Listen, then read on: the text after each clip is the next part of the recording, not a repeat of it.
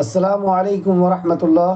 ان الحمد للہ نحمده ونستعینه ونستغفره ونعوذ باللہ من شرور انفسنا ومن سیئات اعمالنا من يهده اللہ فلا مضل له ومن يضلل فلا هادی له۔ بلا شبہ تمام تعریف اللہ ہی کے لیے ہے۔ ہم اس کی حمد اور ثنا بیان کرتے ہیں، اسی سے مدد مانگتے ہیں اور اسی سے بخشش طلب کرتے ہیں۔ اپنے نفس کی شرارتوں اور اپنے برے اعمال سے اللہ کی پناہ میں آتے ہیں۔ جسے اللہ راہ دکھائے اسے کوئی گمراہ نہیں کر سکتا، اور جسے وہ دھتکار دے اسے کوئی راہ راست پر نہیں لا سکتا۔ وَأَشْهَدُ أَن لَّا إِلَٰهَ إِلَّا اللَّهُ، اور میں گواہی دیتا ہوں کہ اللہ کے سوا کوئی معبود برحق نہیں۔ وحدہ، وہ اکیلا ہے، لا شریک لہ، اس کا کوئی شریک نہیں۔ وَأَشْهَدُ أَنَّ مُحَمَّدًا عَبْدُهُ وَرَسُولُهُ، اور میں گواہی دیتا ہوں کہ محمد صلی اللہ علیہ وسلم اللہ کے بندے اور اس کے رسول ہیں۔ وَإِنَّ خَيْرَ الْحَدِيثِ كِتَابُ اللَّهِ وَخَيْرَ الْهَدْيِ هَدْيُ مُحَمَّدٍ صلی اللہ علیہ وآلہ وسلم۔ یقیناً تمام باتوں سے بہتر بات اللہ کی کتاب ہے، اور تمام طریقوں سے بہتر طریقہ جناب محمد رسول اللہ صلی اللہ علیہ وسلم کا طریقہ ہے۔ وَشَرَّ الْأُمُورِ مُحْدَثَاتُهَا وَكُلُّ بِدْعَةٍ ضَلَالَةٍ وَكُلُّ ضَلَالَةٍ فِي النَّارِ، اور تمام امور میں سے برے کام یعنی دین میں خود ساختہ بدعت والے کام ہیں۔ ہر بدعت گمراہی ہے اور ہر گمراہی کا انجام جہنم ہے۔ معزز سامعین کرام، آج انشاءاللہ سورہ نازیات کا آیت نمبر 27 سے 27 سے کلاس رہے گی۔ اللہ رب العزت سے دعا ہے کہ اللہ رب العزت ہمیں صحیح معنوں میں قرآن مقدس کو سمجھنے، اس پہ غور و فکر کرنے، ایمان لانے اور عمل کے ساتھ لوگوں تک پہنچانے کی توفیق عطا فرمائے، آمین یا رب العالمین۔ 30ویں پارے کا آغاز ہوتا ہے اور سفر آخرت شروع ہوتا ہے، آخرت کی تیاری۔ تو معزز سامعین، آخرت کے سفر کے بارے میں جاننا، پڑھنا، سمجھنا آخرت پر یقین کے لیے ضروری ہے۔ آخرت کا یقین یعنی یقین ہو جانا ہی ایمان ہے۔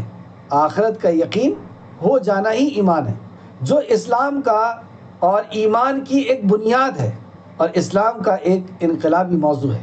ان آیات میں اللہ کی قدرت کے دلائل کا بیان ہے کہ جس اللہ نے انہیں پیدا کیا، کیا وہ انہیں دوبارہ نہیں پیدا کر سکتا یا تمہیں دوبارہ نہیں پیدا کر سکتا؟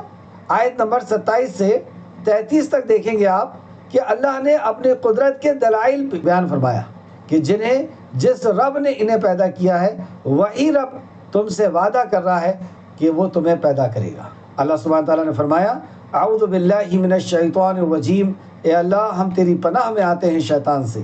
بسم اللہ الرحمن الرحیم، اللہ کے نام سے جو رحمان اور رحیم ہے۔ وَأَنْتُمْ أَشَدُّ خَلْقًا أَمِ السَّمَاءُ بَنَاهَا، کیا تمہاری دوبارہ پیدائش زیادہ مشکل ہے یا آسمان کی جسے اس نے بنایا؟ جسے اس نے بنایا یعنی جس اللہ نے آسمان کو بنایا، کیا اس کے لیے تمہاری پیدائش زیادہ مشکل ہے؟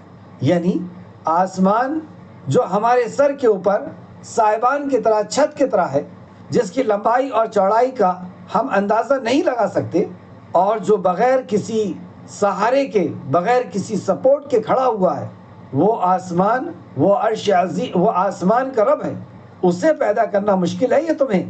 جیسا کہ سورہ مومن آیت نمبر 57 میں اللہ سبحانہ تعالیٰ نے فرمایا، سورہ مومن آیت نمبر 57، یقیناً آسمانوں اور زمین کا پیدا کرنا لوگوں کے پیدا کرنے سے زیادہ بڑا کام ہے۔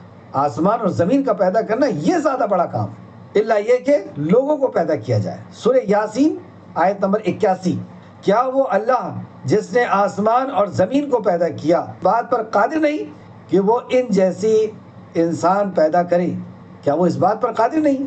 جس نے اتنا بڑا آسمان پیدا کیا، کیا وہ اس بات پر قادر نہیں؟ اور وہ آسمان کیسا؟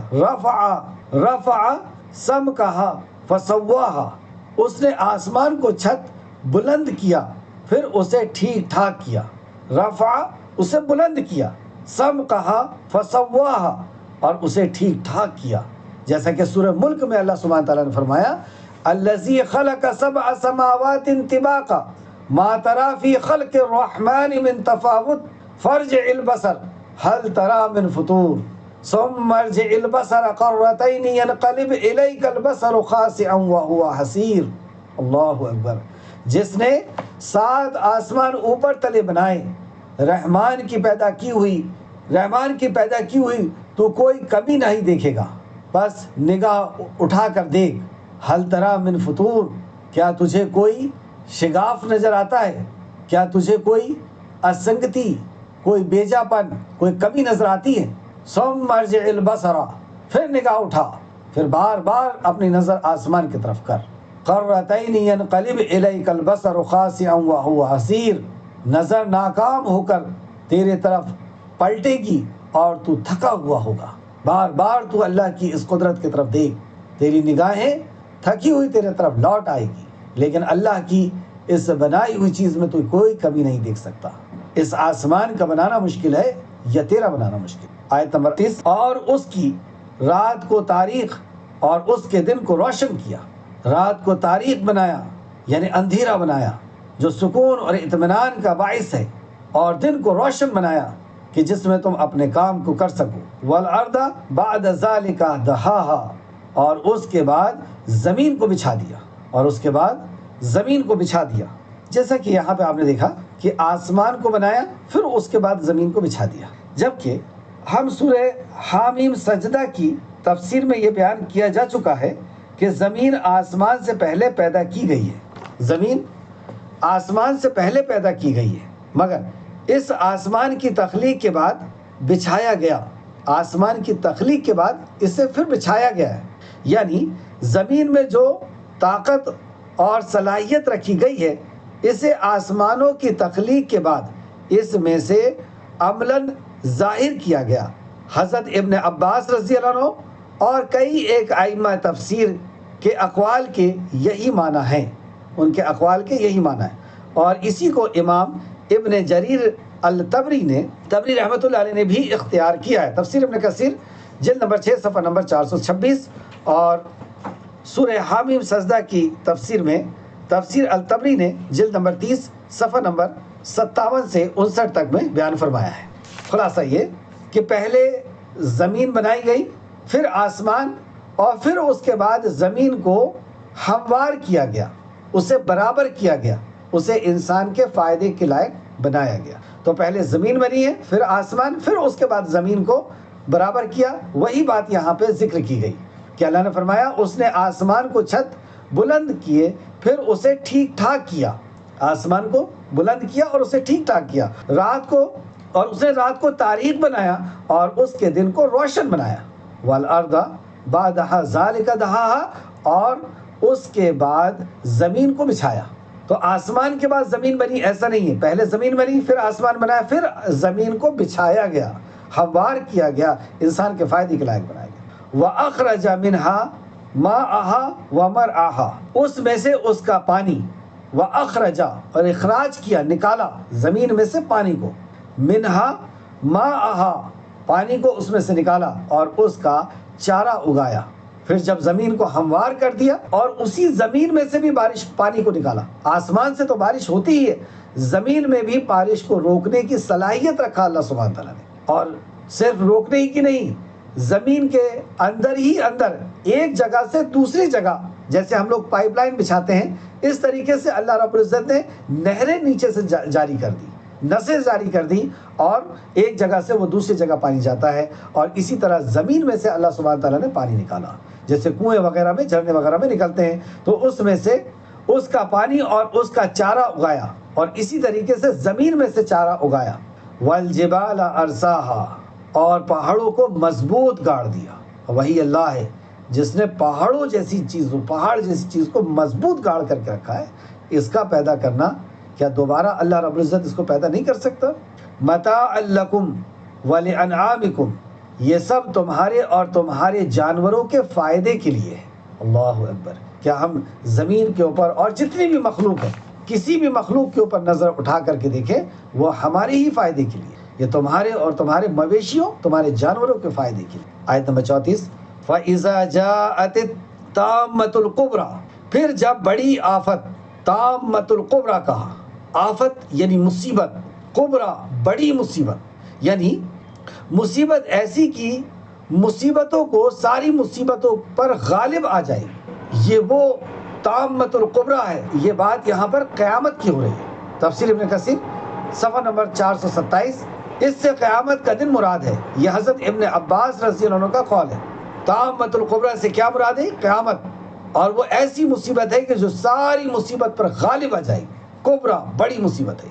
یعنی آج تم اللہ رب العزت کی یہ بڑی بڑی نشانیوں کو دیکھ کر کے آسمان زمین، دن اور رات، اور زمین سے پانی اور جانور اور سبزے کا اگنا اور یہ پہاڑوں کے گڑنا، یہ سب چیزوں کا تم انکار کرتے ہو کہ جس نے اسے بنایا ہے دوبارہ نہیں بنا سکتا، یا جس نے ایسی بھاری بھرکم مخلوق بنائی ہے وہ تم جیسے انسان کو نہیں بنا سکتا. اگر انکار کرتے ہو تو سن لو.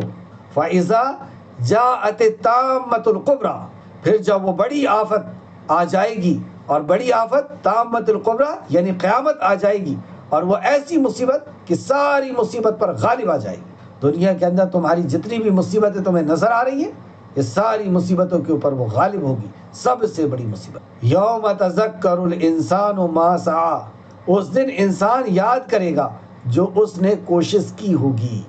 اس دن وہ یاد کرے گا جو کچھ بھی اس نے دنیا کے اندر کوشش کی ہے، وہ سب کچھ اسے یاد دلایا جائے گا. جیسے کہ سورہ فجر آیت نمبر 23 کے اندر اللہ سبحانہ تعالیٰ نے فرمایا یومئذ یتذکر الانسان وان لہ الذکریٰ، اس دن انسان اپنے کرتوت یاد کرے گا، اور یہ یاد کرانا اس کے لیے کیوں کر مفید ہوگا. اور اس کا یاد کرانا یعنی وہ یاد کرنا اس کے لیے کیا فائدہ مند ہوگا. تو اس دن اسے اس کے کرتوت یاد دلائے جائیں گے، یاد کرائے جائیں گے. وَبُرِّزَتِ الْجِبَالُ لِمَنْ يَرَىٰ، اور دوزخ ہر دیکھنے والے شخص کے سامنے ظاہر کر دی جائے گی. ایسی ظاہر کی جائے گی یعنی دوزخ ہے اور اس کے سامنے سے پردہ ہٹا دیا جائے. دوزخ ہے اور وہ دوزخیوں کے یا حشر کے میدان کے سامنے لا لی جائے گی، اور دوزخ ہر دیکھنے والے شخص کے سامنے ظاہر کر دی جائے گی. جب دوزخ ظاہر کی جائے گی، اور یہ ایسا ظاہر کرنا جیسے کہ اللہ رب العزت کے سامنے ہم سب ظاہر کیے جائیں گے، اور ہم سب اللہ کے سامنے حاضر کیے جائیں گے. ظاہر کیے جائیں گے، حاضر کیے جائیں گے. جیسے کہ نبی مکرم صلی اللہ علیہ وسلم نے فرمایا تم میں سے ہر ایک یعنی میرا بھی اس میں ذکر ہو گیا اور آپ سب کا ذکر ہو گیا.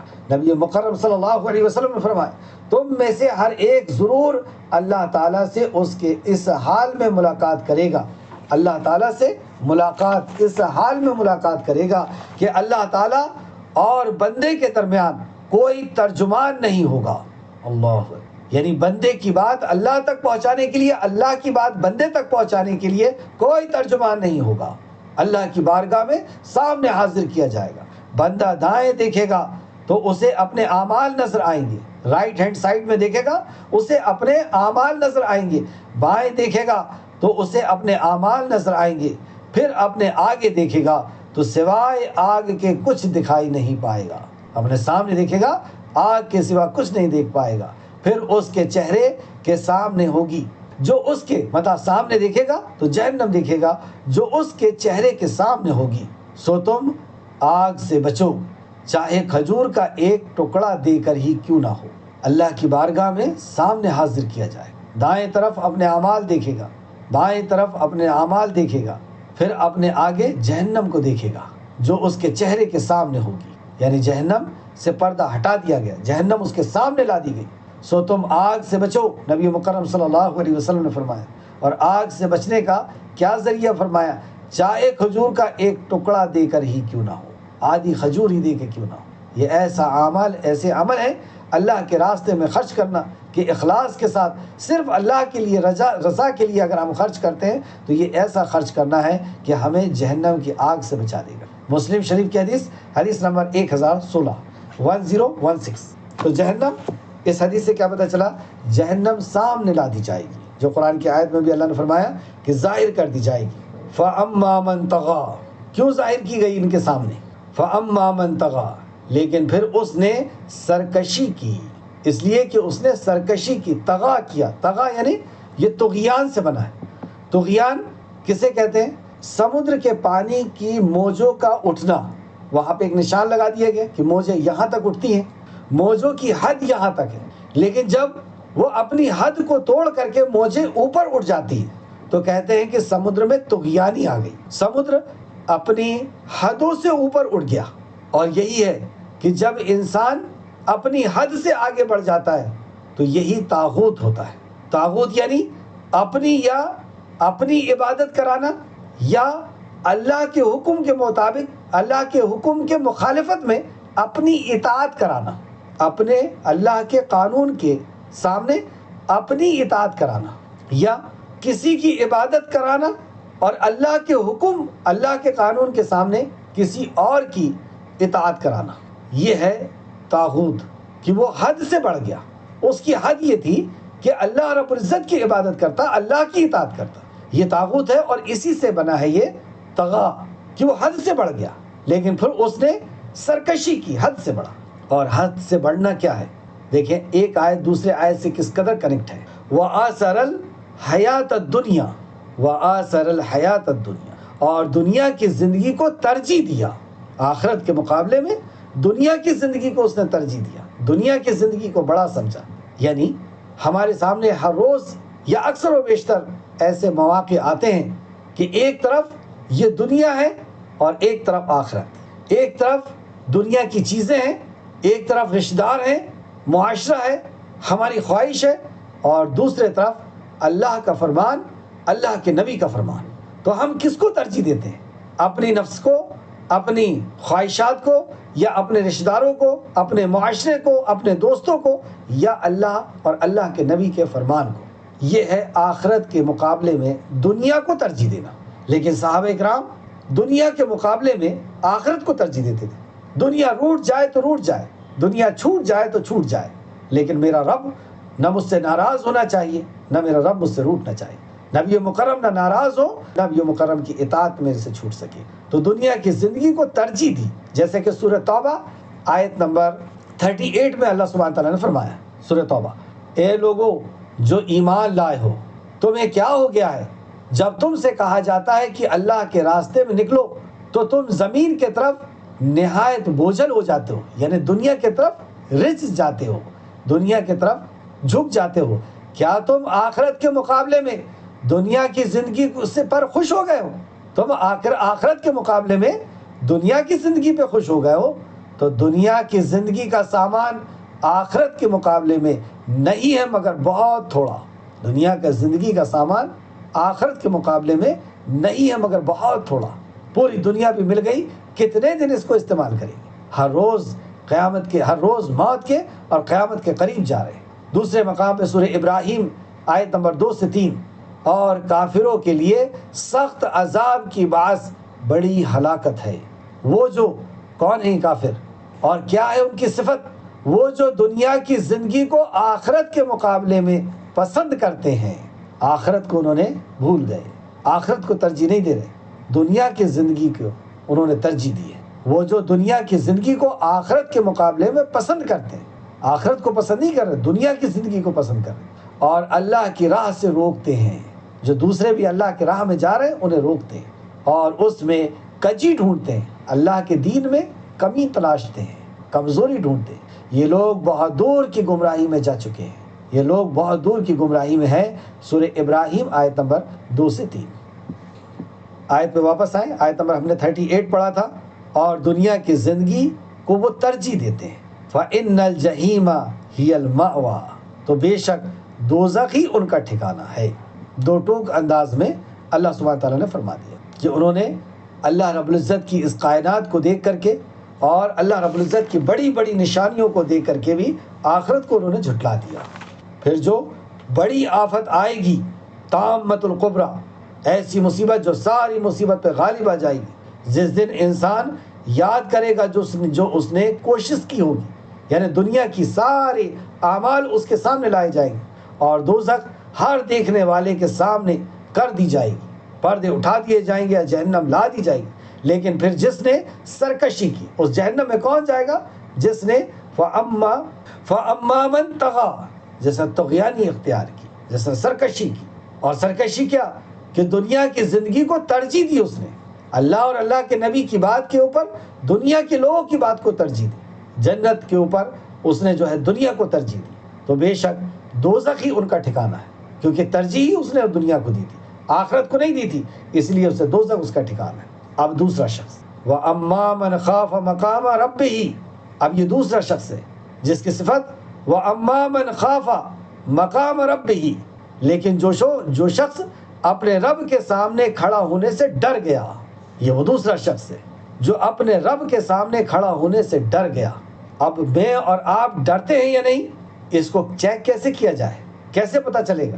دیکھیں اللہ سبحانہ تعالیٰ نے آگے فرمایا وَنَهَى النَّفْسَ عَنِ الْهَوَىٰ، اور اپنی نفس کی خواہش سے رک گیا، یہ ہے ڈرنے والا، اپنے نفس کی خواہش سے رک گیا۔ فَإِنَّ الْجَنَّةَ هِيَ الْمَأْوَىٰ، بغیر کسی تمہید کے سیدھا اللہ رب العزت نے دو ٹوک انداز میں فرما دیا، فَإِنَّ الْجَنَّةَ هِيَ الْمَأْوَىٰ، تو بے شک جنت ہی اس کا ٹھکانہ ہے۔ تو جو شخص اللہ کی بارگاہ میں کھڑا ہونے سے ڈر گیا، اس تعلق سے ایک حدیث دیکھ کہ اللہ کا ڈر کیسا ہے۔ ابن حبان کی روایت ہے کہ ایک دفعہ نبی مکرم صلی اللہ علیہ وسلم صحابہ کے بیچ بیٹھے ہوئے تھے، اور وہاں پر حبشہ کے مہاجر بھی بیٹھے ہوئے تھے، جنہوں نے حبشہ ہجرت کی تھی وہ مہاجر بھی بیٹھے ہوئے تھے، اور اس میں جعفر طیار بھی تھے۔ رسول کریم صلی اللہ علیہ وسلم نے کہا کہ حبشہ میں کوئی عجیب چیز بھی دیکھی ہے؟ حضرت جعفر طیار کہتے ہیں کہ میں نے ایک عجیب قصہ مشاہدہ کیا ہے، میں نے ایک عجیب قصہ مشاہدہ کیا، دیکھا ہے۔ ایک بوڑھی عورت اپنا سامان لادے ہوئے جا رہی تھی، اور ایک حبشی اوباش یعنی شرارتی انسان، گنڈا انسان بازو سے گزرا اور اسے شرارت سوجی، اس نے بوڑھی عورت کو دھکا دے دیا، وہ گر گئی اور سامان بکھر گیا، مشکل سے اٹھی اور اپنا سامان سمیٹنے لگی، اپنا سامان مشکل سے اٹھ کر کے سمیٹ رہی ہے، اور کہتی ہے اے بدماش، آج تو شرارت کر کے چلا گیا، آج تو شرارت کر کے بھاگ گیا، چلا گیا، اس دن کیسے چھوٹے گا جس دن میرا اور تیرا قضیہ اللہ کی بارگاہ میں پیش کیا جائے گا؟ اس دن تو کیسا چھوٹے گا؟ اس دن تو کہاں بھاگے گا؟ اس دن کیا کرے گا؟ اس دن تیرے پاس جائے فرار نہیں ہوگی، اس دن تو کہیں بھاگ نہیں سکے گا۔ اللہ کے پیارے رسول پیغمبر محمد رسول اللہ صلی اللہ علیہ وسلم اس قصے کو سن کر کے زار و قطار رو رہے تھے۔ صحابہ فرماتے ہیں جیسے موتی کی مالا کو توڑ دیا جائے اور موتیاں گرنا شروع ہو جاتی ہے، اسی طرح نبی مکرم صلی اللہ علیہ وسلم کے لب انور پر، آپ کے چہرے پر موتیوں کی طرح آپ کے آنسو ٹپک رہے تھے۔ یہ ہے مقام رب کا خوف۔ یہ خوف آج اگر پیدا ہو جائے، اچھا ہم کیسے پہچانیں کہ خوف ہے یا نہیں؟ تو یہاں اللہ نے وہی فرمایا وَنَهَى النَّفْسَ عَنِ الْهَوَىٰ، اور اپنی نفس کو خواہشوں سے روک لیا، یعنی وہ خواہش جو اللہ کی نافرمانی کی طرف اکساتی ہے، وہ خواہش جو حرام ہے، وہ خواہش جو اللہ رب العزت کی نافرمانی کی طرف اکساتی ہے۔ اس تعلق سے ایک حدیث دیکھیں، اس وقت آپ صلی اللہ علیہ وسلم نے فرمایا اس وقت تک تم مومن نہیں ہو سکتے، اس وقت تک تم مومن نہیں ہو سکتے جب تک تمہاری ساری خواہشات میری شریعت کے تابع نہ ہو جائے۔ اللہ اکبر، اس وقت تک تم مومن نہیں ہو سکتے جب تک تمہاری ساری خواہشات میری شریعت کے تابع نہ ہو جائے۔ اللہ ہم سب کو مومن بنا دے۔ مومن کیا ہے؟ دوسرے مقام پہ اللہ نے فرمایا ولی الذین آمنوا یخرجوہم من الظلمات الی النور، ولی ہے، مومن ولی ہوتا ہے، اللہ کا دوست ہوتا ہے، اللہ کا قریب ہوتا ہے۔ ایک اور حدیث سماعت فرمایا جس نے قرآن کو آگے رکھا اور خود کو پیچھے رکھا، یعنی قرآن کے احکامات، اوامر اور نواہی اس کو سامنے رکھا، اسی کے مطابق زندگی جیا، جو کہا اللہ نے اس نے کیا، جس سے روک دیا اس سے رک گیا۔ یہ مطلب ہے جس نے قرآن کو آگے رکھا اور خود کو پیچھے رکھا تو قرآن جنت کے داخلے تک اس کے آگے آگے ہوگا اور اس کو جنت میں داخل کرے گا، اور جس نے قرآن کو پیچھے رکھا یعنی احکام و مسائل قرآن کے اپنے پیٹھ کے پیچھے ڈال دیا، اپنی منمانی زندگی جی رہا ہے، اپنی مرضی کے مطابق وہ جی رہا ہے، یا اپنے دوستوں کی، یا اپنے معاشرے کی، یا اپنے خاندان کے رسم و رواج کی، تو جس نے قرآن کو پیچھے رکھا خود آگے رہا تو قرآن اس کے پیچھے ہوگا اور اسے ہانکتا ہوا جہنم کے حوالے کر دے گا۔ تو جو رب کے سامنے کھڑا ہونے سے ڈر گیا اور اپنی نفس کی خواہشوں سے رک گیا، اس کے لیے کیا فرمایا؟ فَإِنَّ الْجَنَّةَ هِيَ الْمَأْوَىٰ، تو بے شک جنت ہی اس کا ماوا ہوگی، یعنی اس کا ٹھکانہ ہوگی. یسألونک عن الساعۃ ایام مرساہا. اے نبی مکرم صلی اللہ علیہ وسلم، کافر آپ سے قیامت کے بارے میں سوال کرتے ہیں کہ وہ کب قائم ہوگی. یسألونک، وہ سوال کرتے ہیں، کون؟ کفر کرنے والے. عن الساعۃ، اس ساعہ کے بارے میں، اس قیامت کے بارے میں. ایام مرساہا، کہ وہ کب قائم ہوگی. ان کا یہ سوال کرنا دو طرح کا ہے. ایک تو مذاق اڑا رہے ہیں کہ جس قیامت کے تعلق سے تم ڈراتے ہو اور ہمیشہ کی زندگی کے تعلق سے تم ڈراتے ہو، کب قائم ہوگی؟ قائم کر لو، کر کے دکھا دو. یا دوسرا یہ کہ آج قائم کر لو اور دیکھ لو کہ ہم ابھی کی طرح اور اس وقت بھی دولت مند ہوں گے. اگر قیامت قائم ہو بھی گئی تو ہم وہاں پر بھی سردار ہوں گے، ہم ہی وہاں پر بھی دولت مند ہوں گے. اور نہیں تو تم قیامت قائم کر کے دکھا دو. تو اس طرح سے جو قیامت کا یقین نہیں رکھتا وہ اس طرح کی بات کرتا ہے، اور جو قیامت کا یقین رکھتا ہے وہ کانپ اٹھتا ہے قیامت کے بارے میں سن کے. تو کافر آپ سے قیامت کے بارے میں سوال کرتے ہیں کہ وہ کب قائم ہوگی. اللہ جواب دیتا ہے، فیما انت من ذکراہا، فیما انت من ذکراہا، آپ کو اس کے بیان کرنے سے کیا غرض، آپ کو اس کو بیان کرنے سے کیا غرض. یعنی اس کا وقت اللہ سبحانہ تعالیٰ نے چھپا کر کے رکھا ہے. قیامت کب قائم ہوگی وہ صرف اور صرف اللہ جانتا ہے. جیسے کہ حدیث جبرائیل میں جبرائیل اسلام نے جب پوچھا قیامت کب قائم ہوگی تو رسول مکرم صلی اللہ علیہ وسلم نے فرمایا، جو پوچھ رہا ہے اور جس سے پوچھا جا رہا ہے وہ دونوں ہی قیامت کے بارے میں نہیں جانتے. یہ حدیث کا مفہوم ہے بخاری شریف حدیث نمبر 50 اور مسلم شریف حدیث نمبر 9. دیکھیں قیامت کو کب قائم ہوگی، یعنی تمہارا حساب و کتاب کب لیا جائے گا، کب تمہارا خاتمہ ہے، اس کو چھپا کر کے رکھا. یہ ایگزام لینے کا سب سے پیارا طریقہ ہے. ایگزام لینے کے کئی طریقے ہو سکتے ہیں، جیسا کہ نمبر 1 کہ ہم کسی کو کتاب دیں اور کچھ نہ کہیں، اور اچانک کسی سے کسی دن کہیں کہ جو کتاب ہم نے دی تھی اس کا آج ایگزام ہے.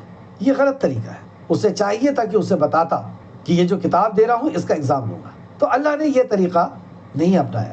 دوسرا یہ کہ کوئی آپ کو کتاب دے اور ایگزامپل کے طور پہ یہ کہے کہ 10 جنوری کو آپ کا ایگزام ہے، تو بندہ کیا کرے گا؟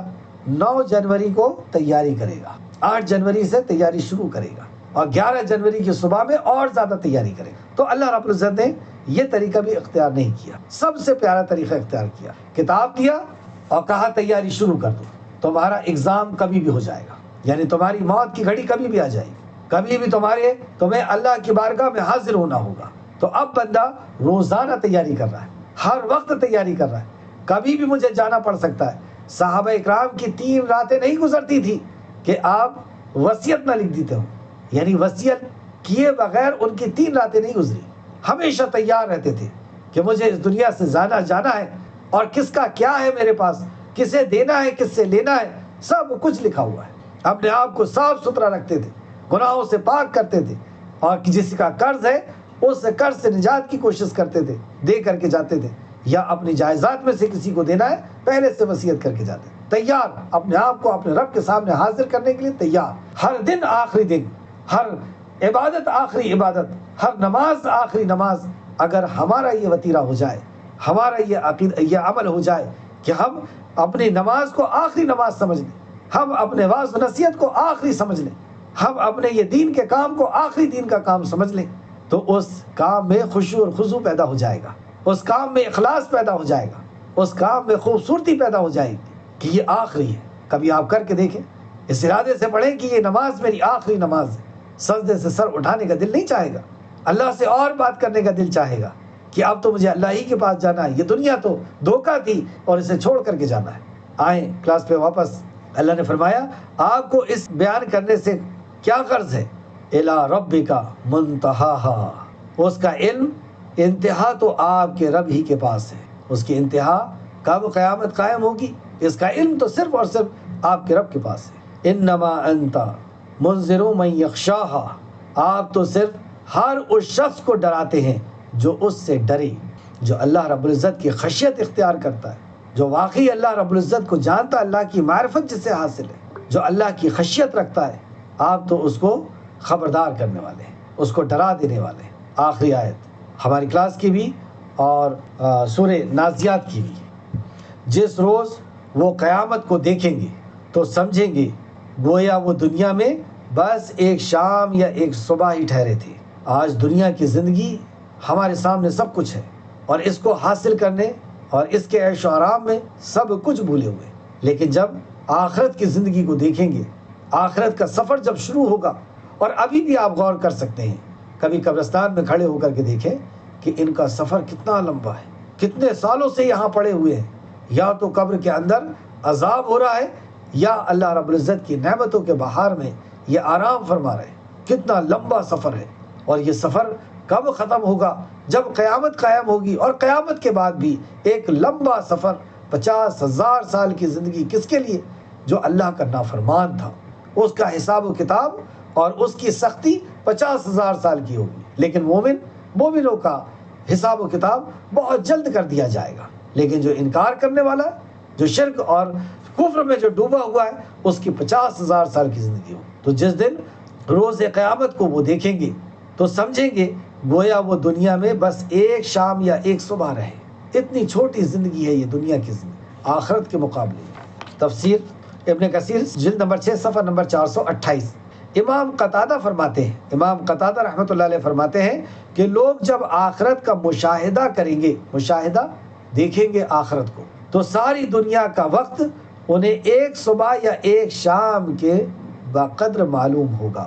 پوری زندگی 60 سال، 70 سال، 80 سال، 100 سال کی زندگی آخرت کے مقابلے میں انہیں ایک صبح یا ایک شام نظر۔ اس تعلق سے قرآن کی ایک آیت دیکھیں، سورہ مومنون آیت نمبر 112 سے 114۔ سورہ مومنون فرمائے گا تم زمین میں سالوں کی گنتی کے کتنی مدت ٹھہرے، یعنی اللہ رب العزت ان سے فرمائے گا کہ تم زمین میں سالوں کی گنتی میں کتنی مدت ٹھہرے، کتنا رہے تم سال دنیا میں؟ وہ کہیں گے ہم ایک دن یا دن کا کچھ حصہ رہے۔ جو دنیا میں 60-70 سال اور دنیا کو سب کچھ سمجھ رہے ہیں، دنیا کو حاصل کرنے کے لیے نہ حلال کو حلال سمجھ رہے، نہ حرام کو حرام سمجھ رہے، نہ یہ خیال ہے کہ اللہ کے نبی کا کیا فرمان ہے، اللہ کا کیا حکم ہے، کسی چیز کا کوئی پاس و لحاظ نہیں۔ دنیا کی زندگی کو سب سمجھ رہے ہیں۔ ان سے پوچھا جائے گا کہ دنیا کی زندگی کے مقابلے میں یہ دنیا کی آخرت کی زندگی تمہیں کیسی لگ رہی ہے؟ فرمائے گا تم زمین میں سالوں کی گنتی میں کتنا مدت رہے؟ وہ کہیں گے ہم ایک دن یا دن کا کچھ حصہ۔ آخرت کے مقابلے میں ایک گھڑی کی زندگی انہیں لگ رہی ہے۔ پھر اللہ فرماتا ہے جو سو شمار کرنے والوں سے پوچھ لے، تو وہ کہے گا کہ شمار کرنے والوں سے پوچھ لے۔ فرمائے گا تم نہیں رہے مگر تھوڑا ہی، کاش کہ واقعی تم جانتے ہوتے۔ اللہ فرمائے گا واقعی تم تھوڑا رہے ہو، اس آخرت کے مقابلے میں دنیا میں تم تھوڑا ہی رہے ہو۔ اگر آپ ویسے بھی دیکھیں تو ٹیسٹ ایگزام کتنے دیر ہوتا ہے؟ ٹیسٹ کتنے دیر ہوتا ہے؟ 2 گھنٹہ، 1 گھنٹہ، اس میں پوری حقیقت سامنے آ جاتی ہے۔ اور پھر اس کے بعد جو ایگزام دیے ہیں اور جو رزلٹ آیا ہے اس کے مطابق یا تو آپ کو جاب لگ گئی اور یا تو آپ تباہ ہو گئے۔ ایک لمبی زندگی اس 1 گھنٹے 2 گھنٹے کے ایگزام کے اوپر ٹکی۔ ویسے ہی یہ آخرت کی زندگی اللہ نے دنیا میں ہمیں صرف ایگزام کے لیے بھیجا ہے کہ ہم اللہ کے حکم کے مطابق زندگی جیتے ہیں نہیں، یعنی عبادت کرتے ہیں یا نہیں۔ اور آخرت کی زندگی پھر اس کے مقابلے میں ہمیشہ ہمیش کی زندگی ہے جو نہ کبھی ختم ہونے والی ہے۔ یہاں پر سورہ زاریات کی مختصر سی تفسیر کا اختتام ہوا۔ اللہ رب العزت سے دعا ہے کہ اللہ رب العزت جو کچھ ہم نے پڑھا آخرت کے سفر کے تعلق سے، یا اللہ اس سفر آخرت کا یقین ہمارا مضبوط فرما دے، اس سفر آخرت کی تیاری کے لیے ہمیں تیار کر دے۔ اے اللہ آخرت کے سفر کے لیے ہمیں اپنی تیاری کے لیے تیار کر لے۔ ایک لمبا سفر ہے اور سامان سفر کچھ نہیں، سامان سفر اور سفر کی کوئی تیاری نہیں۔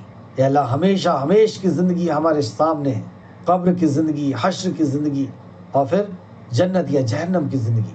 اے اللہ آخرت کی تیاری کرنے کی ہمیں توفیق عطا فرما دے۔ جب تک زندہ رکھ، ایمان، اخلاص اور عمل صالح کے ساتھ ہمیں زندہ رکھ، ہمارا خاتمہ بالخیر فرما دے اور نیکوکاروں کے ساتھ ہمارا شمار فرما دے۔ اللہم صلی علی محمد وعلی آل محمد کما صلیت علی ابراہیم وعلی آل ابراہیم انک حمید مجید۔ اللہم بارک علی محمد وعلی آل محمد کما بارکت علی ابراہیم وعلی آل ابراہیم انک حمید مجید۔ آمین یا رب العالمین۔ السلام علیکم ورحمۃ اللہ وبرکاتہ۔